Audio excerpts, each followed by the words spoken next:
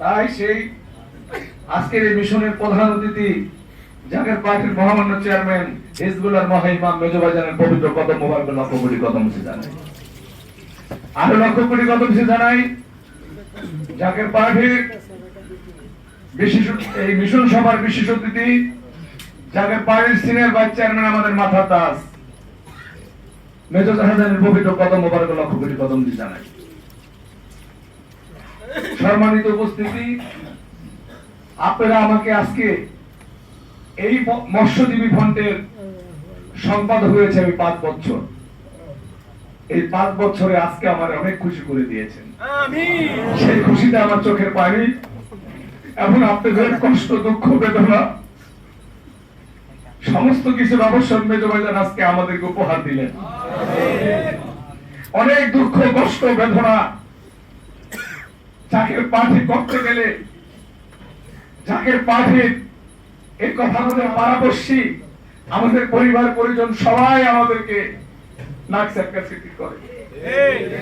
আর এই বাংলাদেশে 54 বছর যাবত যে সমস্ত দল এই দেশ শাসিত করেছে তারা আমাদেরকে নিয়ে উল্টাপাল্টা কথা বলে। এই 36 বয়সে 36 বছর এই জাকের পার্টির বয়সে জাকের পার্টির মহামান্য চেয়ারম্যান একজন বিপ্লব আঘাত করে নাই। আমরা সেখান থেকে কথা বলতে চাই, যদি কোন মহান খাজা পরিবার নিয়ে যদি কোন ষড়যন্ত্র হয় আমরা বন্ধ ঘরে বসে থাকবো না। আমরা যে পরিমাণে কষ্ট পেয়েছি আমরা এখন জাকের পার্টির মহামান্য চেয়ারম্যানের পবিত্র ওই চেহারা মোবারক দিকে চেয়ে কিন্তু আপনাদেরকে কিছু বলতে বাধ্য করবেন না, আমাদেরকে রাজপথে নামতে বাধ্য করবেন না। প্রত্যেকটা আওয়ামী লীগকে আমরা এমন ভাবে বলেছিলাম, আওয়ামী লীগ কথা শুনে নাই। এটা ওলি আল্লাহ দেশ, 360 জন ওলি আল্লাহ দেশ। এটা সে দেশে বিশ্বরী আগমন করেছে। আপনারা বুঝতে পারতেছেন না এখনো, রাজা বাদশাহী দিকে নাই। আর আপনারা পচা বস্তা পচা রাজনীতি করেন, দুর্নীতিবাদ, বিভিন্ন মানুষের রক্ত চুষে টাকা বানিয়েছেন, বাংলাদেশের মানুষ হয়ে বিভিন্ন দেশে যায় রাজপ্রাসাদ বানিয়েছেন। সেখান থেকে শিক্ষা নেওয়া উচিত। আজকে বাংলাদেশের একজন নাগরিক হয়ে এমপি, মন্ত্রী, প্রধানমন্ত্রী, এই দল সেই দল বাংলাদেশে তারা আসতে পারে না। এমন কি অপরাধ করলেন একবার ভাবেন? এমন কি অপরাধ করলেন? সেই অপরাধ হলো জাকের পার্টির সাথে দুশ্মনী করেছেন। আমি অন্য দলকে বলবো না,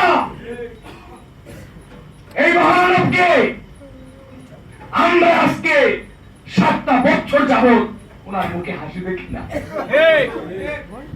ওনার মুখে হাসি দেখে দিয়েছেন আপনারা, এটা দাঁত ভাঙা জবাব দেওয়া হবে।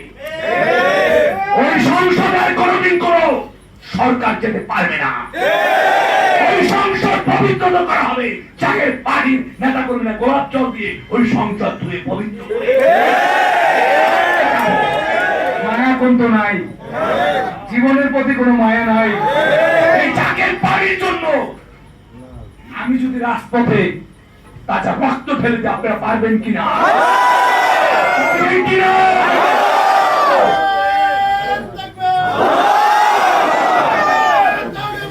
তাই আমি সেখান থেকে কথা বলতেছি।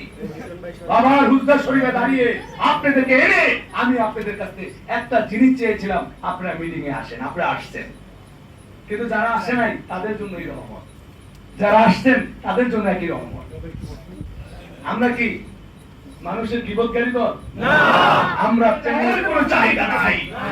এই মন্ত্রী মিনিস্টার হওয়ার জন্য কোনো চাহিদা নাই। তুমি সবচেয়ে ভালো আমার বাবার এই দরবার শরীরে আমি একজন জানতার শিবিরে যদি করি এমপি কি করব? আমি যদি মেজবাজানকে না পাই ওই টাকার দরকার নাই, ওই রাজত্ব আমার দরকার। তাই আপনাদেরকে সাথে নিয়ে বিভিন্ন সময় খেলা করতে চাই। একজন ছাড়াও হবে না।